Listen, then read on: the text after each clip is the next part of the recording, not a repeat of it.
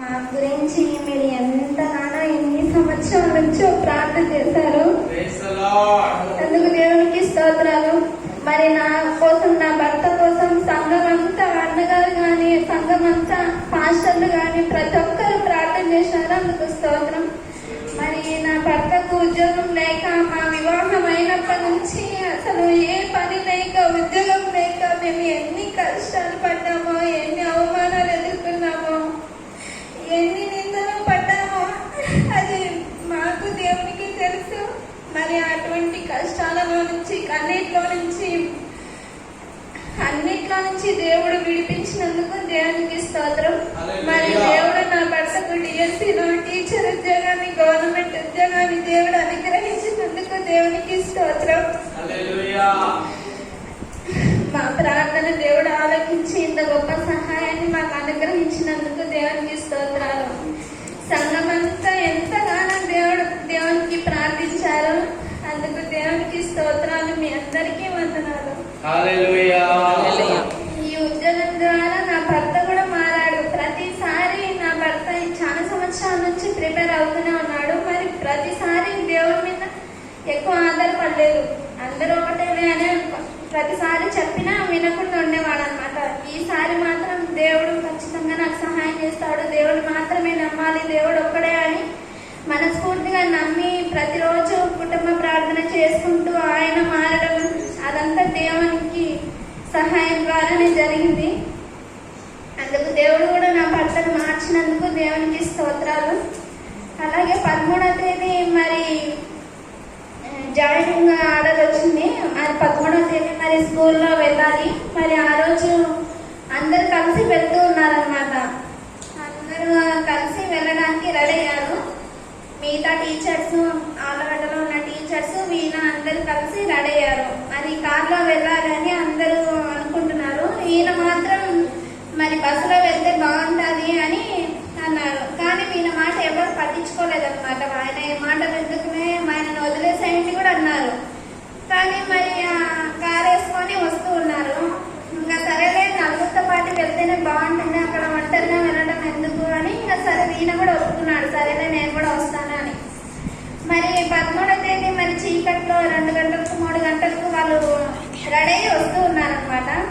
మరి నంద్యాల దగ్గర రాకపోయేసరి ఇంకా రాలేదు. అక్కడ త్యాగరాజుల వైపు ప్రాంతంలోనే ఉంది కారు. మరి ఆ కారుకి యాక్సిడెంట్ అయింది. మరి ఆ ప్రమాదం నుంచి కూడా దేవుడు తప్పించి నా భర్తను క్షేమంగా నడిపించినందుకు దేవునికి స్తోత్రములు. తర్వాత మరి యేసుపాదం గురించి, మా మామ కొడుకు యేసుపాదం గురించి వివాహం కోసం కూడా చాలాసార్లు ప్రార్థన చేసినాం కదా నిన్న. మరి సంఘం కూడా చాలాసార్లు ప్రార్థన చేసింది, మేము ప్రార్థన చేసినాం. మరి మా మామ కొడుకు కూడా వివాహం ఫిక్స్ అయింది. వచ్చే వారం బుధవారం, గురువారం కూడా మ్యారేజ్ ఫిక్స్ అయింది. దేవుడు గొప్పగా మరి మా మామ కొడుకు కూడా వివాహాన్ని జరిగిస్తున్నందుకు దేవునికి స్తోత్రములు. ఈ విషయంలో కూడా దేవుడు మాకు ఎంతగానో సహాయం చేసినందుకు దేవునికి స్తోత్రములు. మరి మా తమ్మునికి కూడా ఉద్యోగం లేక మరి ఎంతగానో బాధపడుతూ ఇంటి దగ్గరే ఉంటూ చాలా అవమానాలు ఎదుర్కొన్నాడు. కాకపోతే వారికి కావాల్సినట్టుగా చదివిన చదువుకు ఉద్యోగం లేకపోయినా సరే ఏదో చిన్న ఉద్యోగం అయినా వచ్చింది. దాన్ని బట్టి కూడా దేవునికి స్తోత్రములు. దేవుడు మేము చేసిన ప్రార్థన ఆలకించి మాకు ప్రతి విషయంలో సహాయాన్ని దయచేస్తూ మమ్మల్ని ఆదుకుంటూ నడిపిస్తూ ఉన్నందుకు దేవునికి స్తోత్రములు. మా కోసం ప్రార్థించిన సంఘానికి అంతటికీ వందనములు. దేవునికి స్తోత్రం. హల్లెలూయా, హల్లెలూయా. సలోమే చెప్పిన సాక్ష్యాలన్నీ చాలా చక్కగా చెప్పింది. నిజంగా దేవుడు గొప్ప సహాయకుడు. ఆయనను ప్రార్థిస్తే, ఆయన నమ్ముకుంటే, ఆయన మీద ఆధారపడితే, ఆయనకు ఇష్టంగా బ్రతికితే తప్పకుండా మన ప్రార్థనలన్నీ విని మనకు సహాయం చేస్తాడు. అందుని బట్టి యేసయ్య నామమునకే మహిమ కలుగును గాక. ముఖ్యంగా సలోమే నమ్మకత్వాన్ని దేవుడు చూశాడు. మనం అందరం ప్రార్థన చేశాం సలోమికి రామకృష్ణ ఉద్యోగం రావాలని. మొదట ఏం చేశాడంటే దేవుడు ఒక 6,500 రూపాయలకు స్కూల్లో, గవర్నమెంట్ స్కూల్లోనే ప్రైవేట్ టీచర్గా ఉద్యోగం వచ్చింది సలోమికి. వస్తే అమ్మాయి ఏం చేసిందంటే ప్రతి నెల 600 రూపాయలు, అంటే 6,500 జీతం అయితే 600 రూపాయలు ఖచ్చితంగా ప్రతి నెల నా అకౌంట్ పంపిందండి. నేను అనుకున్నాను,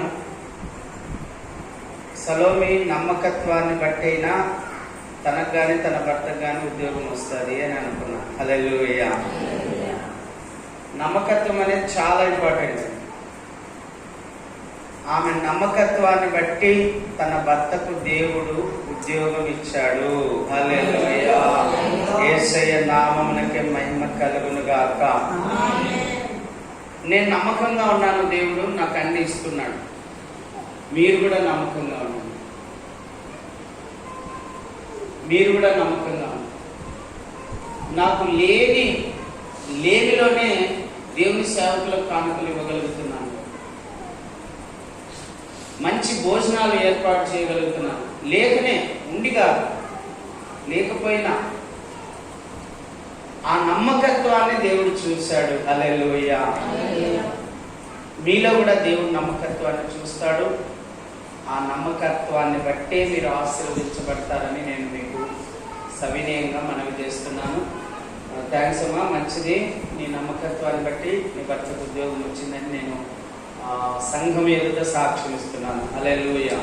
యేసయ్య నామమునకు మహిమ కలుగును గాక. ఇంకా ఎవరైనా సాక్షి